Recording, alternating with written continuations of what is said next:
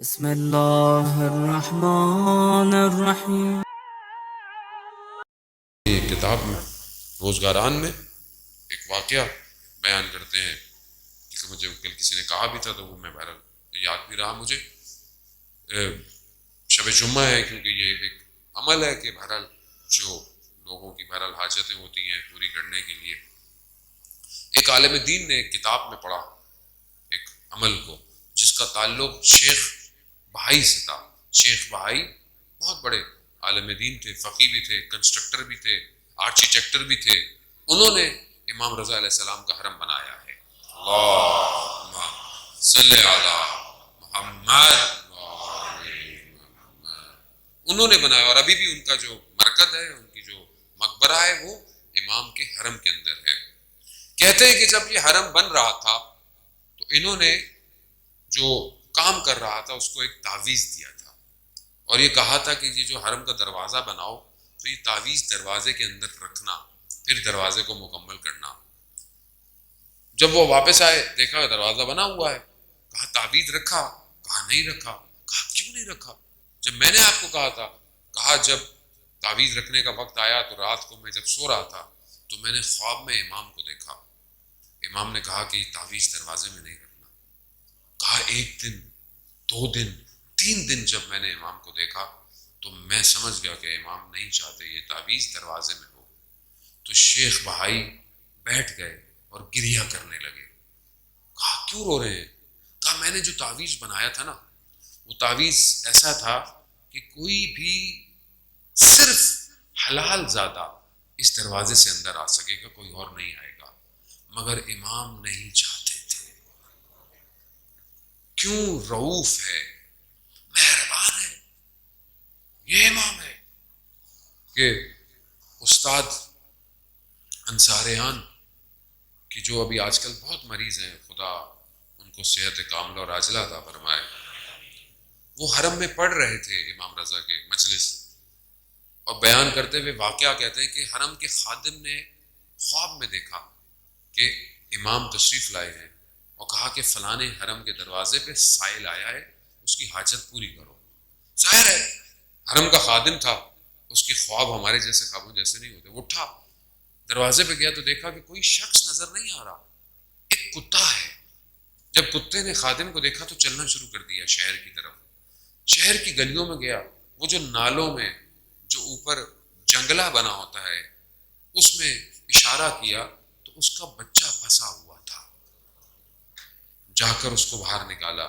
آغا انصاریان نے امام رضا کے حرم میں ہاتھ چھوڑا، یا امام رضا، ہم بھی آپ کے حرم آئے ہیں، ہم جانور سے کم تو نہیں، ہماری حاجتوں کو بھی پورا کریں۔ عزیزان محترم، بڑی گرفتاری ہے مرنے سے پہلے۔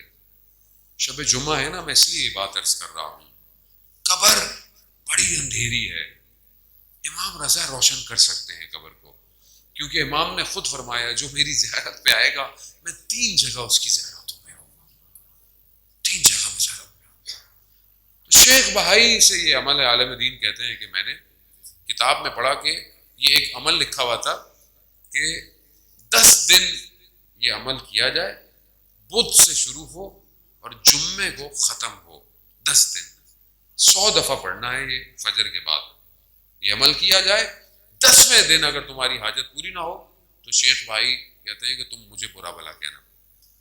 عالم دین کی حاجت تھی، انہوں نے پڑھا، 10 دن گزر گئے، حاجت پوری نہیں ہوئی، تو انہوں نے بڑا شکوہ کیا شیخ بھائی سے، کہا کہ دیکھیں مجھے مسئلہ نہیں ہے، لیکن اگر یہ عمل کسی اور عام آدمی کے ہاتھ میں چل گیا وہ آپ کو برا بھلا بولے گا، کیوں آپ نے ایسا بولا؟ وقت گزر گیا، اس عالم کا بیٹا ایک آغائے جنتی ان کے پاس جاتا تھا جن کے پاس روحیں بلانے کا علم تھا۔ ایک دن بیٹا گھر آیا، کہا میرے فلانے شخص نے کہا ہے کہ شیخ بھائی کی روح نے آپ کو بلایا ہے۔ اب یہ بڑے پریشان تھے، یہ خیر یہ پہنچے وہاں پہ تو وہ جو روحیں بلاتا ہے کہتا ہے میں نے شیخ بھائی کی روح کو کئی دفعہ بلایا مگر کبھی بھی نہیں آئے، اتنے مصروف ہیں عالم برزخ میں، لیکن آپ نے پتہ نہیں کیا کیا ہے جس کی وجہ سے۔ خیر بولا بلایا، خیر قصہ بہت طولانی ہے۔ اس روح کو بلانے کا جو عمل ہوتا ہے وہ ایسے نہیں ہوتا کہ آپ سے گفتگو کرتی ہے، آپ جو لکھ کے دیتے ہیں اس کا جواب آپ کو لکھا ہوا آ جاتا ہے. آپ مت کوشش کیجیے گا نا مجھے بلانا آتا ہے روحوں کو. خیر وہ بلایا تو شیخ بھائی نے لکھا کہ عمل صحیح ہے، کتاب میں غلط لکھا ہو، بدھ سے شروع نہیں کرنا، جمعے سے شروع کرنا اور اتوار کو ختم کرنا ہے، 10 دن ہو جائیں گے. تو کہا اس نے ایسے ہی کیا. اس نے جب دوبارہ کیا تو عمل ہو. میں نے بھی پریکٹس کیا اور میرے بھی کام ہو گیا. بہرحال میں نے کئی لوگوں کو دیا. اب دیکھیں کوئی بھی کام ہونا ہوتا ہے اس میں خدا کی بھی مصلحت ہوتی ہے یقیناً. اور جب کوئی انسان عمل کرے تو پہلے اپنے آپ کو بھی تو دیکھے اس کا باقی عمل کیسا ہے. باقی عمل اچھا نہ ہو، ہاتھ میں تسبیح پکڑ کے آپ عمل کرتے رہیں تو یقیناً عمل نہیں ہے. انسان کا اپنا عمل کیسا ہونا چاہیے. تو یہ ایک چھوٹی سی دعا ہے جو انٹرنیٹ پہ بہرحال موجود ہے، میری ویڈیوز بھی موجود ہیں. جمعے سے شروع کرنا ہوتا ہے، اتوار کو ختم ہوتا ہے. 10 دن ہر روز 100 دفعہ پڑھنا ہے.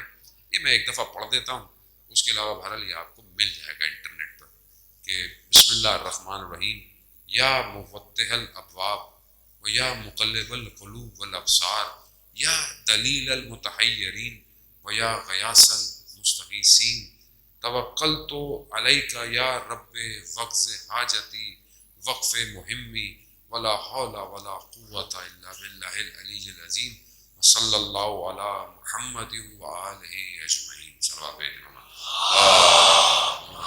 صلی علی محمد آل محمد.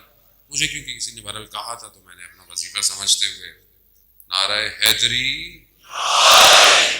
عزیزان محترم، شب جمعہ ہے. بہرحال میں اپنی گفتگو کو سمیٹتا ہوں اور شب جمعہ کی طرف وارد ہوتا ہوں. شب جمعہ شب مغفرت ہے، شب دعا ہے.